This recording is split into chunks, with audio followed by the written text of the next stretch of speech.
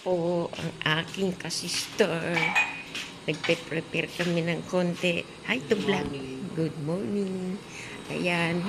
Ito po nauna siya sa aking magising dahil magluluto daw po siya ng pansit bihon with love. Ayan. Pinapalambutan niya tong sahog. Ayan, nakapagsain na siya. Ayan, nagpe-prepare ng ano yan, Leng? Kinchay. Kinchay, no? Kinchay, oh. Ayan. Tapos, andito naman yung aking saan naman yung mga tao din eh. Pumunta sa kanto. Ha? Oo. Iikot lang ako sandali babalikan kita.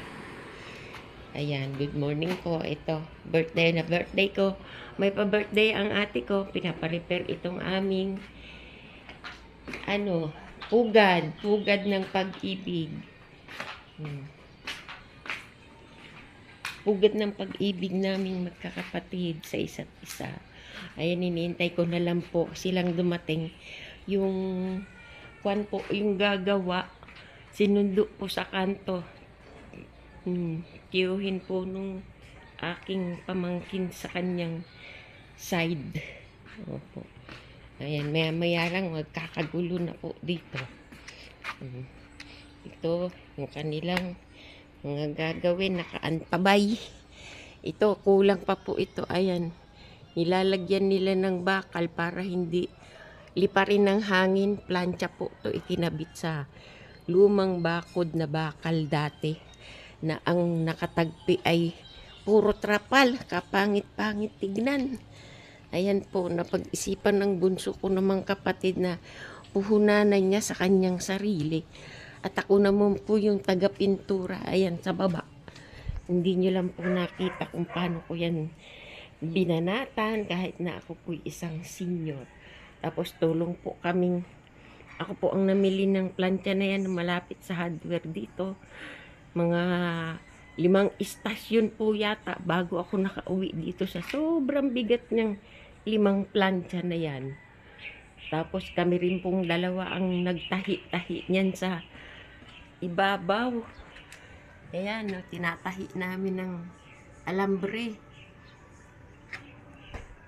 Tapos ako po yung umaakyat ng ladder, yung kapatid kong bunso ang umaalalay sa akin sa pag-abot ng alambre, ng plies. Ayan, dumating na po yung aking mga apo. Ayan, sila na po nagtutuloy. Nilalagyan na nila ng bakal para hindi liparin ng hangin. Ayan, tas itatahi po pa po nila yan dito sa baba. Pagkatapos nun, hahabulin po nila yung kulay nitong bagong bakal na kinabit nila. Isprayan nila ng pintura. Kakulay ng plantya na yan. Ayan. Ito naman po yung aking pamamaraan sa kung paano tataba yung aking itatanim. Naguhukay po ako. Tapos inilalagay ko yung mga pinagbalatan ng gulay, ng mga prutas, ng mga sira na balat ng saging, sibuyas, bawang, lahat. Kapag medyo marami na po yan, yung hinukay ko na yan, ibabalik ko po yan patabon. Ngayon, kulang pa. Kasi bagong hukay ko lang to. Yung bandaroon, na hukay ko na po yung mga yan. May mga pataba na po yan na kagaya nito. Banda rito, maglalagay po ako ng okra. Tapos banda rito, talong. Yung kalahati nito, bali lalabas po. Hanggang dito, gulayan, papunta roon. Ayan. Tapos pagkatapos din halamanan naman. Magtatanim ako dito ng roses. Ayan. Hindi po ba maganda? Bukod sa maganda na nakakalibang pa. Ayan. Ayan na po yung isang gagawa, dumating na po. Ayan po mga kasenyor. Good morning po sa ating lahat.